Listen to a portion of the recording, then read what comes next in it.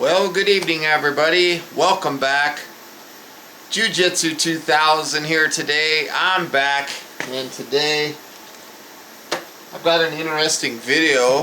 What I want to talk about is I want to talk about the Olight, the Warrior X.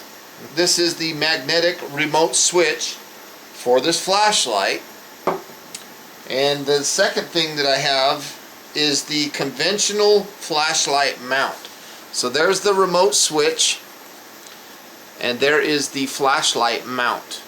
Both of these are for the Warrior X.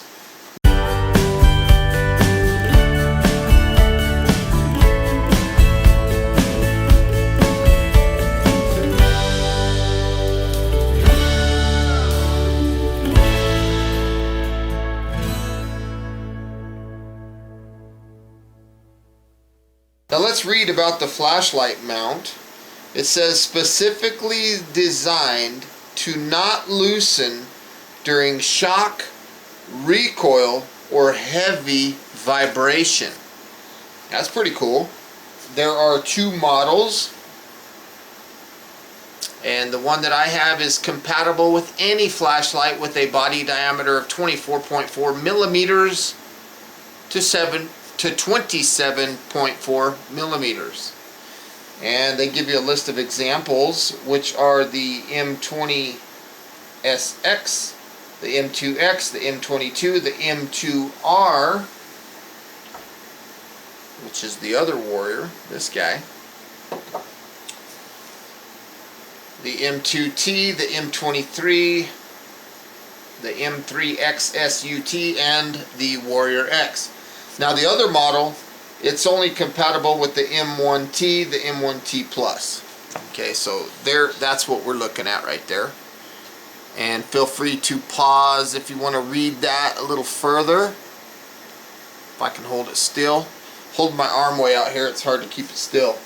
So that's pretty cool. Now let's look at the remote switch. What does it say? Again, this is model RWX07. And it says features: low click sound, long life pressure pad switch, 7-inch cable, includes the retaining clip, secure mounting, and easy to attach to your firearm's Picatinny rail forend. That's pretty cool.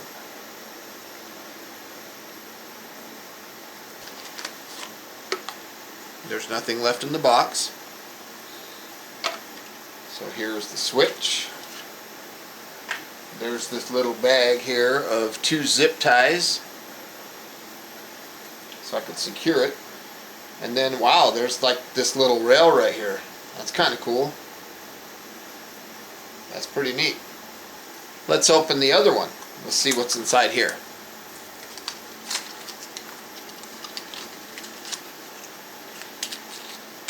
This is the mount. Okay, so there's nothing left in that box. There's a like a little owner's manual or instruction booklet right there. Self-adhesive, double-sided adhesive is what it looks like. So this has a little bit of like gears right here. So if you pull this back, you can adjust. And it's spring-loaded, so you pull this back and you see this jaw opening. And what's kind of cool is, like Olight says, that when you tighten this, it actually tightens the body of the flashlight and then the Picatinny. Looks pretty nice. Looks like a very nice, well put together product. I like that once this thing goes in, when you get to whatever setting you want and it goes in, it locks and it won't allow it to do anything. Before we can put on the flashlight though, we got to get rid of this piece here. So we're going to take off the tail cap switch and we'll push that baby off. It's not too big of a deal. And we'll also pull off that belt clip, which is fairly easy.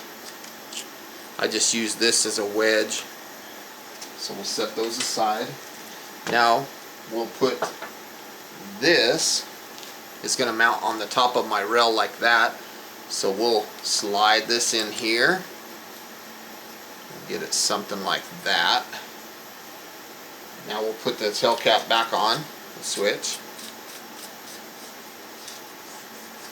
So nothing's tight yet, but this is kind of what we're looking at. So something like this. Looks kind of interesting. If you haven't seen my review on this flashlight, you need to see it. It's an awesome, awesome review. So here I have an AR-15, just a standard AR. I've got the PL2 Valkyrie on here. This is a good light too. That thing puts out a lot of light. Strobe. Pretty neat. So let's pull that off. Very easy to put on and take off. I'm going to use this bottom portion that's close to the knob, and I'm just going to bite the one side and rotate it on. Okay, so once I get to here, I'm going to take a look and make sure that I'm not conflicting with anything up here. And if I am, I'll just move it back one till I get it to where I want it. Then I'll pull this knob out and I'll tighten the unit against the rail. So we're not only tightening the flashlight, but we're tightening the mount too. And I love the way those little gears, they lock into place. That is pretty cool. That's pretty cool. So now we have the light mounted on the side of the firearm. The pressure switch mounted very nice on that Picatinny rail. So it mounted really nice. I noticed that the light is right about where my shots are going to be. The mount is right here, right there on the rear of my rail. My light's right there, and then the other side, it's just like that. And this magnet is very strong, but yet it's not too hard to undo. See, I don't want the wire up like that. The wire might snag on something, so I routed it kind of down, something like this, something like that. And that seemed like a good route of the wire. If I was in tactical mode, I would be doing a strobe on you. Let's change this over to tactical mode. To do that, I'm going to release the magnet right here. I'm going to push the button of the flashlight as I rotate the tail cap counterclockwise. Okay, once the light goes off, I'll continue to hold the button, and then I'll toggle the tail cap, I'll tighten it until I see that flash. Okay, so from here I can connect the pressure switch again. Anytime I push the switch, whether I hold it down, then that'll hold the strobe on, but if I just push it, it's momentary. So I kind of wish there was an option where the light strobe would stay on, other than having to have my hand up here to hold it. So in that case, for those of you who have a rail on the fore end, I mean, the pressure switch might work good for you, because you might be able to just touch it right here on the side or something like that, but I only have a rail on the top. So for me, it's better to have it not in tactical mode and just have it on as a light. I'm going to release the magnet. Well, that thing sticks to everything. I'm going to push the button, loosen, and tighten. Okay, now let's go back, and I can feel my light vibrating, the battery indicator. So again, now I have momentary on or constant on. Momentary is just a quick hold, and constant on is a touch. So once I touch it and I'm on, I'm on. And it's going to stay on until I touch it again. You can touch it with your chin if you don't want to leave your hands away from your weapon. Here is the switch and the mount with the M2R attached. So I've got the power switch to the M2R right here on the top. So if I wanted to use my thumb to turn the light on, I could. Okay. So if I want to go through modes or something like that, I can do it this way. If I need that strobe or something like that, I could do it with my thumb. I could also access the switch to just turn it on or off. Okay, And the switch is mounted very clean. You notice the light is very nice profile in reference to my barrel. And again, if I just turn it on, it really puts the light where I'm needing it to be, which is right in my shot pattern. Okay, so I like that. So it gives me both options: the thumb switch again, or the pressure switch, either one.